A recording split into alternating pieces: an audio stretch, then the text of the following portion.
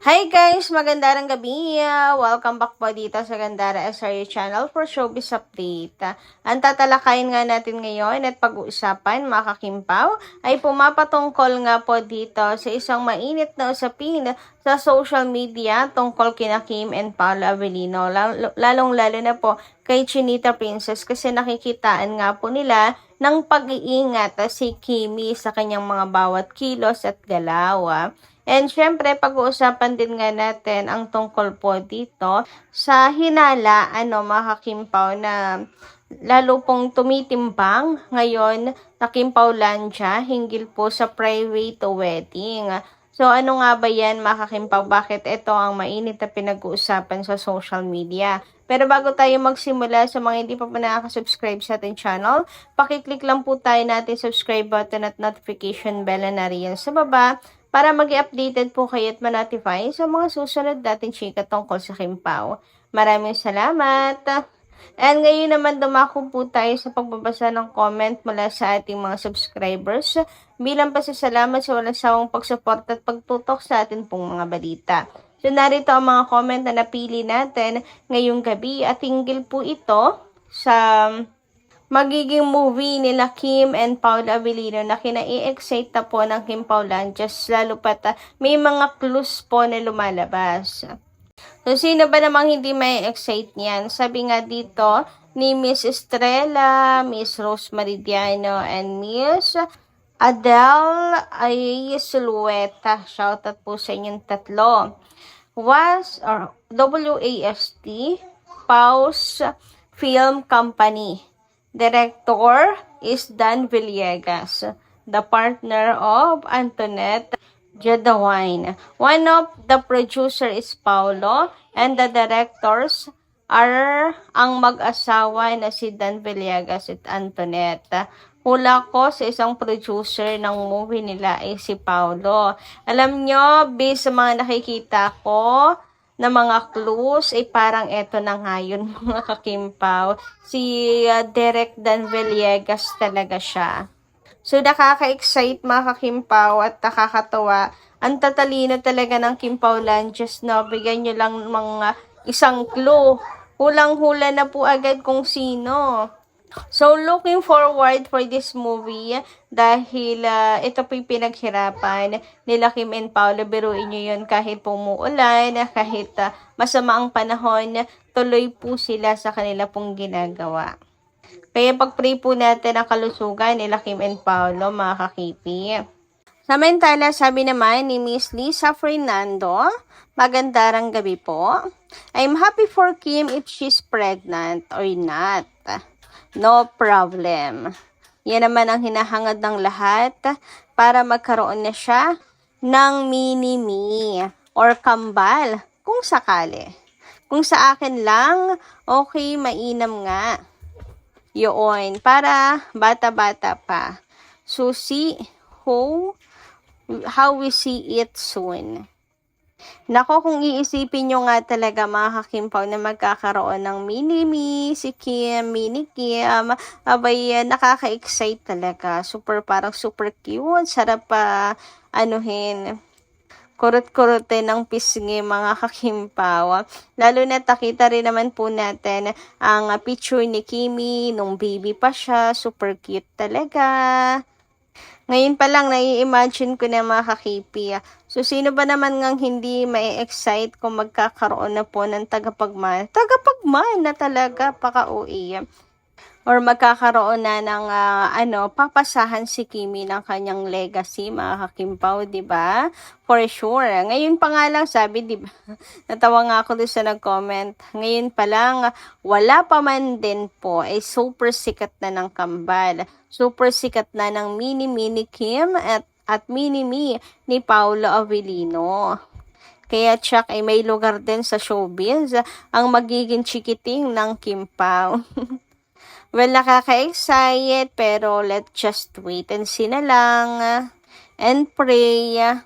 Pero totoo man yan o hindi, wala pong magbabago sa atin pong pagmamahal at pagsuporta kay Kim Chiu and Paolo Avellino, di ba? Wala rin naman problema kung hindi pa. or hindi totoo ang chismis na kumakalat.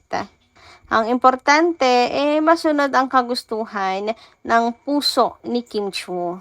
Malamang po ay, ano naman na ni Kim yan, kalkulado. Alam niya sa sarili niya kung gusto na or hindi pa siya ready. And let's respect that, mga kakimpaw. Sa ngayon, intay na lang po muna tayo and enjoy na lang kung ano yung mga binibigay ng Kimpaw na ayuda. Enjoy na lang, di ba, mga kakipi, kung anong meron. Tulad na lang ngayon, marami naman tayong dapat na pagkaabalahan, mga kakimpaw. Ang daming mga projects ng Kimpaw nakaabang sa kanila. And may mga awards pa si na Kim and Paolo. Anyway, congratulations pala Kim Pao ha. Kasi si Kim, number 1 ngayon. No? Hindi pa naman tapos ang botohan, pero congratulations na sa kanya and kay Paolo Avellino. Ngayon naman, dumako po tayo sa post ni Kikay. Sabi niya rito, sa lahat ng mga artista, siya talaga yung hindi kumukupas ang ganda. Pati na rin sa career. Patuloy pa rin na minamahal.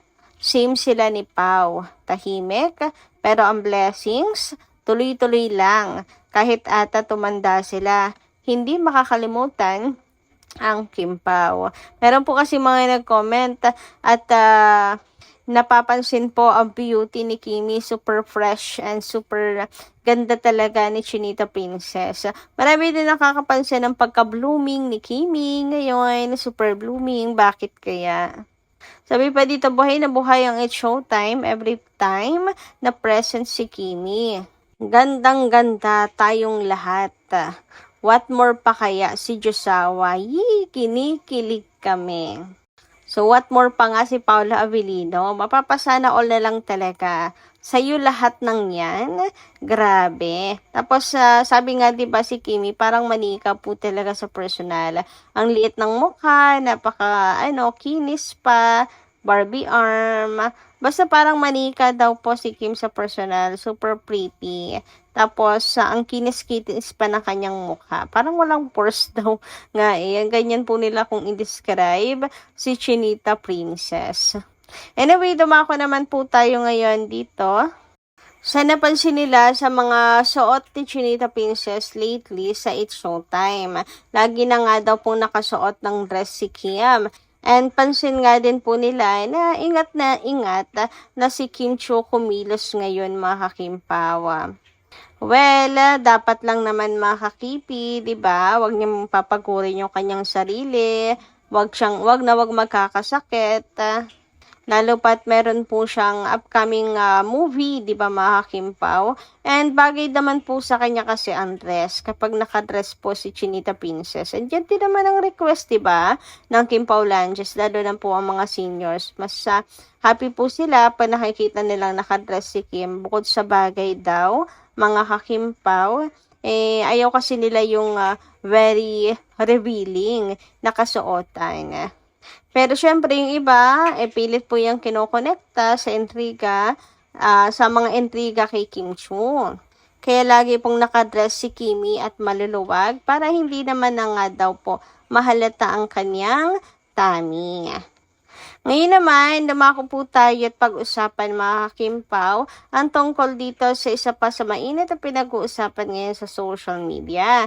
Hinggil po ito sa blind item na kinukonekta nga po kay Kim and kay Paula Avellino. May katanungan nga din po doon, nakasal na nga kaya ang dalawa? Secretly married na yung dalawa? Wala pong nakakaalam. Kaya handang-handa na magkaroon ng baby or anak, mga kakimpaw. So sabi dito sa kaputol po ng write-ups, yan yung basahin ko sa inyo yan. Did they already quietly say I do in a civil ceremony, or are wedding bells simply waiting for the right moment? Ayan, may mga paghihinala, mga kakimpaw, kung kasal na ba, secretly married, or ikakasal pa lang. May kasalang naghihintay sa kanila in any moment. Or for the right moment pala. So, tapusin na rin natin, sabi dito, what makes this story even sweeter? Some people close to them have reportedly been sharing the happy news with their fellow co-hosts, who are said to be genuinely thrilled for the couple. For now, mom's the word. But if these whispers are true, congratulations. May soon be in order. O, di ba, napakalapit po sa Kim Pao. Ayan, co-host, di ba, co-host niya si Darren, kamakailan ay nagbiro din po ng gender reveal Tapos yung, dito, check the clue in this link. Nako, pag clinic nyo po yan, napakalapit po lalo kina Kim and Paolo. So, pinaghihinalaan, nakasal na nga ang Kim Pao. So, anong palagay nyo dito mga kakipi? So, napakarami po ng mga hula na sina Kim and Paolo po ang nilalaman ng BI na yan. So, what do you think? Comment ka lang po kayo dyan sa baba. Hanggang dito lang po muna ang ating update. Maraming salamat po sa inyong pakikinigan. Kita-kits po muli sa mga susunod natin, chika. Maraming salamat at ingat po kayo palagi.